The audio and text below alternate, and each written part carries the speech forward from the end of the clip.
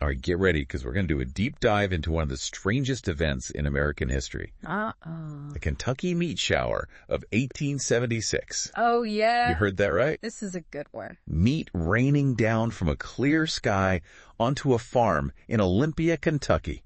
It's an event that has captivated people's imaginations for... We're talking first-hand accounts. all over a century. Newspaper articles, the whole 9 yards, all from the time period. Yeah, and what I think is so fascinating about it is that it gives us such a great snapshot into not only what happened, Like you can handle it. but how people grapple with trying to explain the unexplainable. It's a real head-scratcher. Yeah. I mean, where do you even begin to explain meat falling from the sky? Well, like with any good mystery, you got to start at the beginning. Set the scene right. So March 3rd, 1876, a typical early spring day in Olympia, Kentucky.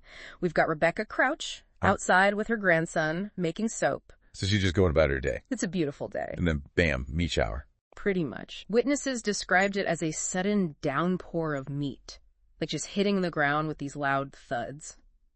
No. And the pieces ranged in size from like smaller than your hand to some that were surprisingly large chunks. So this isn't like a couple of scraps of meat here. No. How much are we talking about? Well, I mean, enough to cover the ground, hang from fences, land in bushes. Wow. Reports from the time said there was at least half a bushel of meat.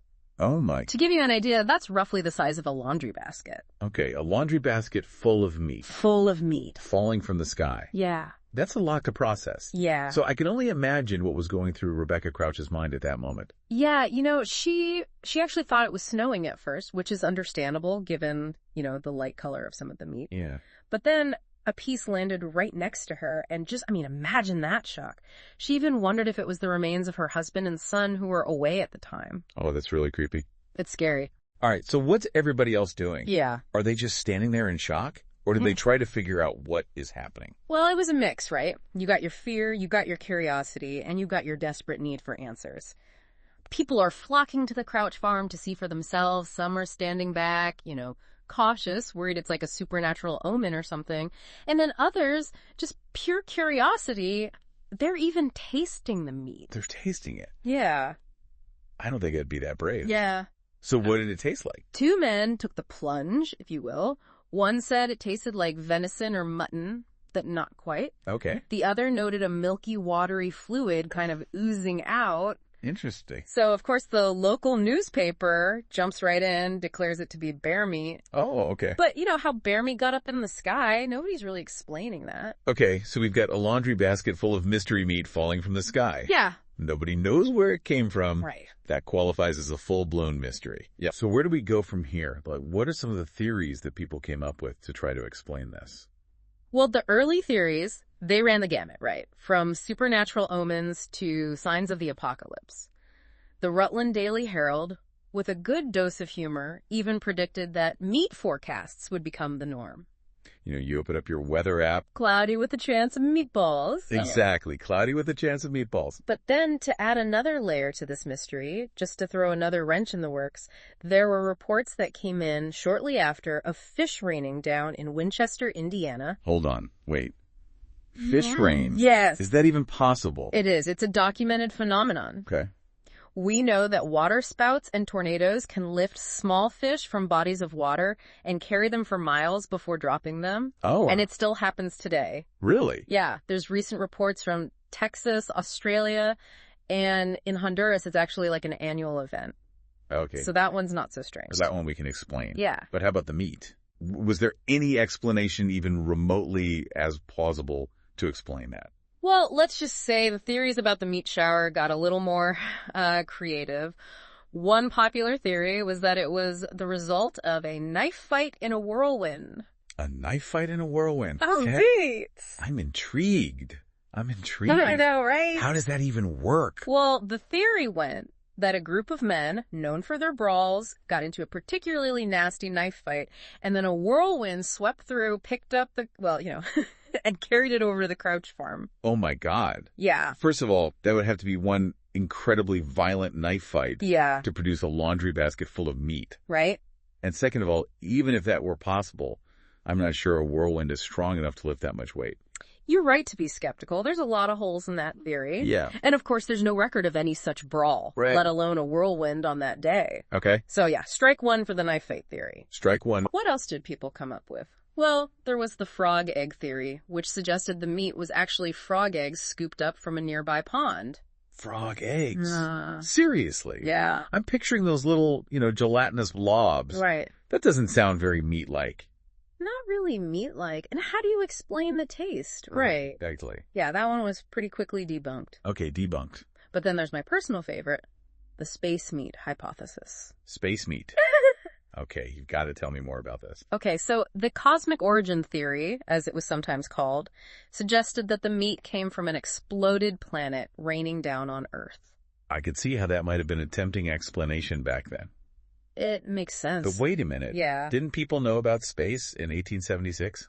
Well, their understanding of space and the atmosphere was certainly more limited than ours. Right. There's actually a quote from an article at the time that I love.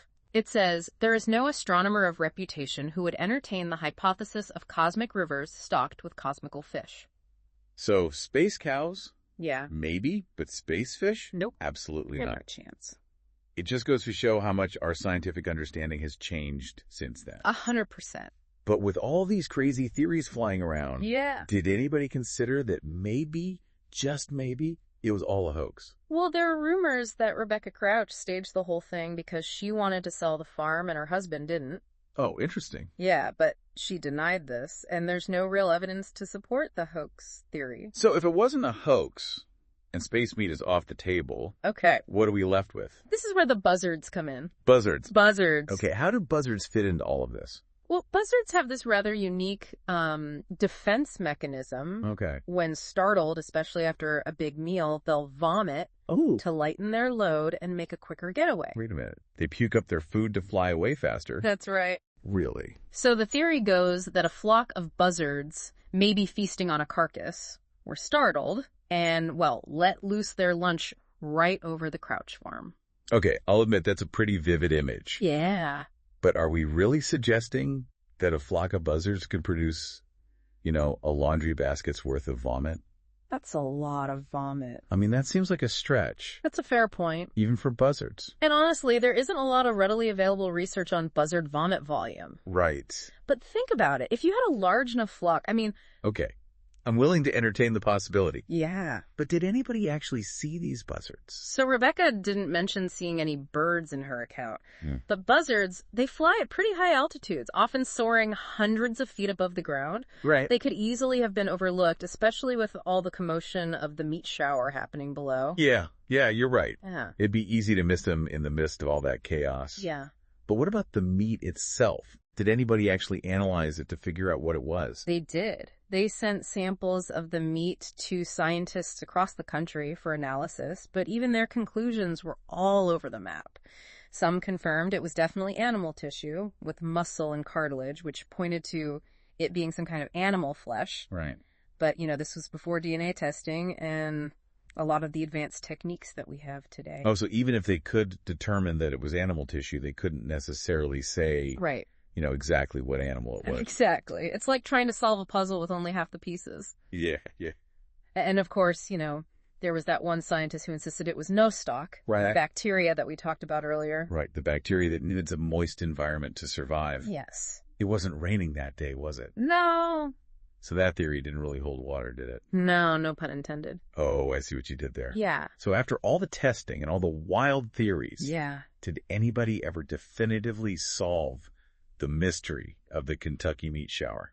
Well, the president of the Newark Scientific Association, a Dr. Amy Edwards, he declared the meat to be lung tissue. Lung tissue? Yeah. From what? He concluded it was either from a horse or a human baby. A human baby? Yeah. Wow, that takes us right back to those unsettling initial theories. Right. Full circle. But how did he arrive at that conclusion? Was there any evidence to support that? Unfortunately, the details of his analysis, they haven't survived. Okay. So while the buzzard theory eventually gained widespread acceptance, the Kentucky meat shower, officially, remains an unsolved mystery. Wow, that's incredible. It is. Even with scientific analysis, yeah, we still don't have a definitive answer. No. It just goes to show, even in our modern world, there are still things that we just can't fully explain. Absolutely. And here's the kicker. A sample of the meat still exists today, preserved in formaldehyde. You're kidding? I'm not. It's out there. Oh, my God. Who knows what secrets it might hold if we could analyze it with today's technology.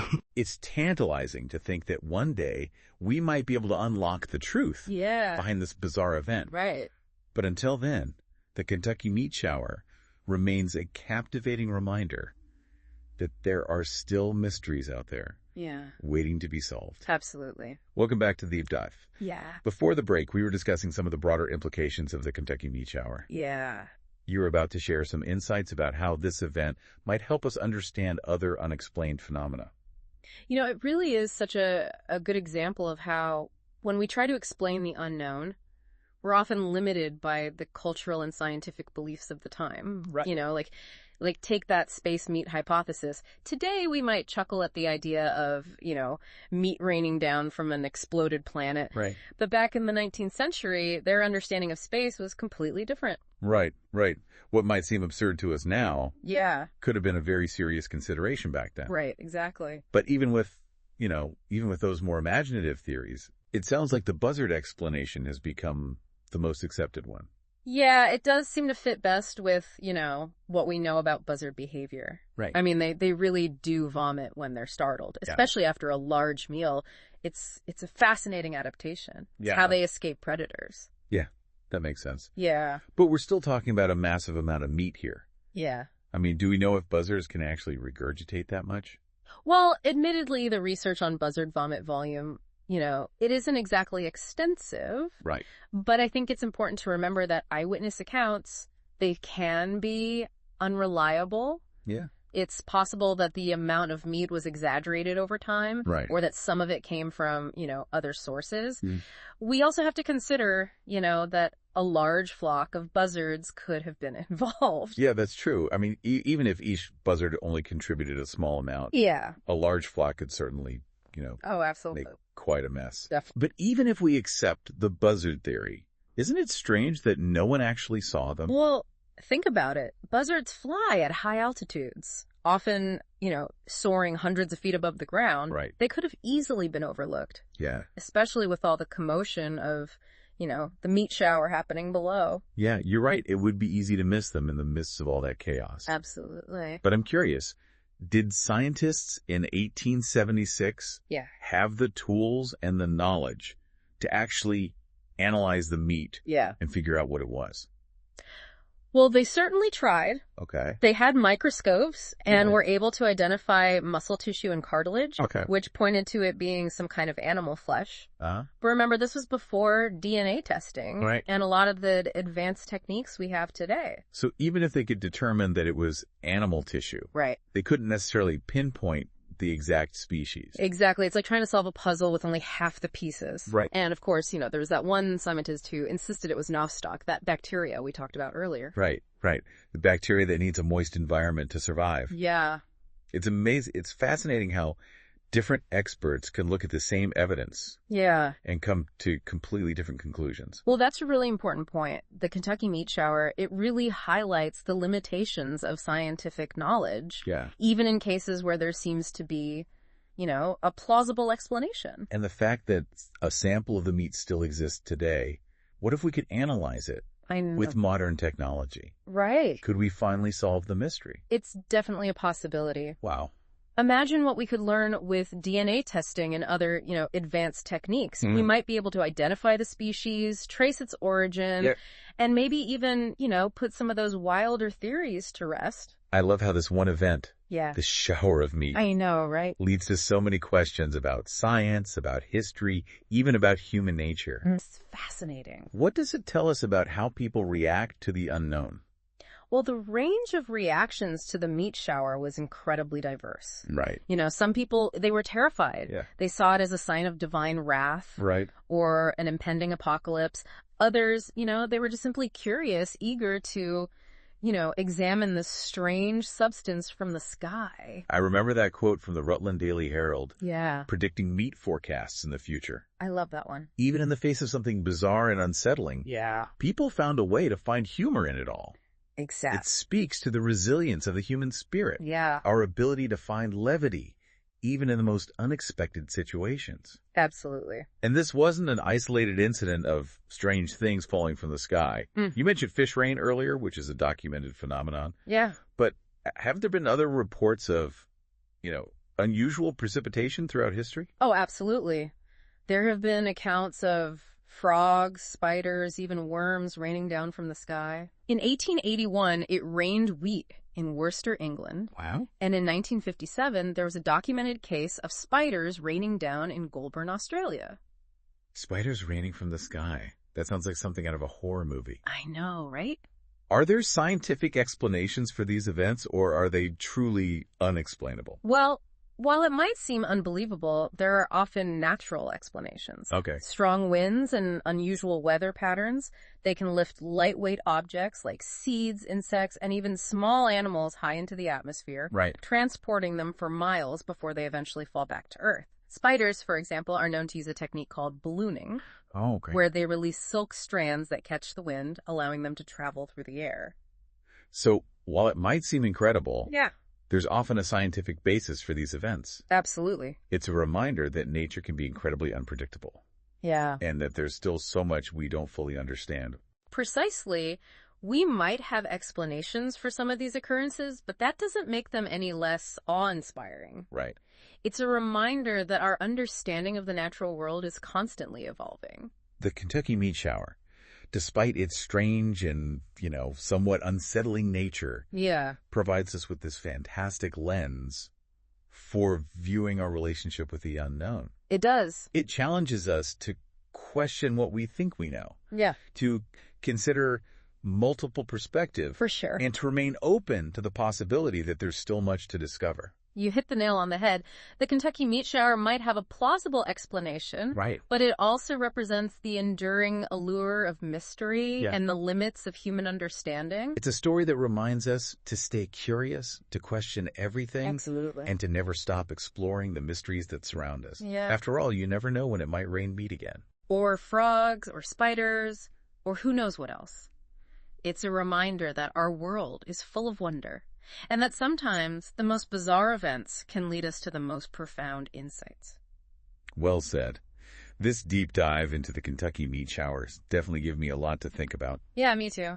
And on that note, I think it's time for us to wrap things up. Okay. But before we go, I want to leave you with this thought. What other seemingly impossible events might have a surprisingly simple, or perhaps even more incredible explanation waiting to be discovered? Until next time, keep exploring, keep questioning, and maybe keep an umbrella handy.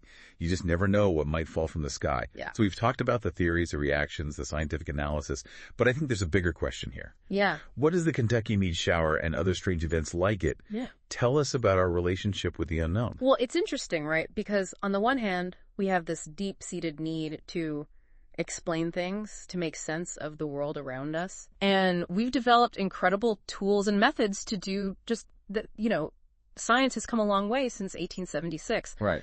But on the other hand, there's still a sense of wonder, of mystery that persists. Even when we think we have all the answers, something like the Kentucky meat shower comes along and reminds us that we don't know everything. I think it also reveals something about human nature, about how we respond to the unexplained.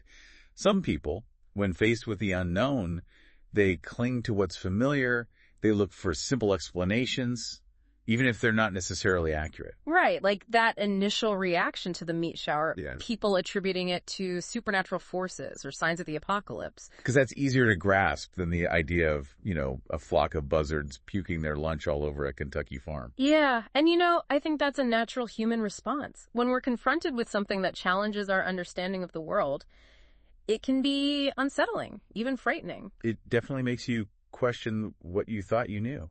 But then there are others who, when faced with the unknown, they're not afraid to embrace it, to explore it, to even find humor in it. Oh, yeah, like the Rutland Daily Herald predicting meat forecasts. Yeah, it's like, okay, if it's going to rain meat, we might as well plan for it. Right, make the best of it. And that to me, is a really hopeful perspective. It suggests that even in the face of the strange, the bizarre, the seemingly impossible, we can still find a way to adapt, to learn, to even find joy. I agree. And, that's the beauty of mysteries like the Kentucky meat shower. Yeah. They challenge us to think differently, to question our assumptions. And maybe, just maybe, they inspire us to look a little closer at the world around us, to see the wonder and the mystery in the everyday. Absolutely, because you never know. The next shower of meat or frogs or whatever it might be. Could be just around the corner. Exactly. So keep your eyes open and your umbrella's handy. Well said. This has been a fascinating deep dive into one of history's most baffling events. Thanks for joining us. It's been a pleasure. And until next time, keep exploring the unknown.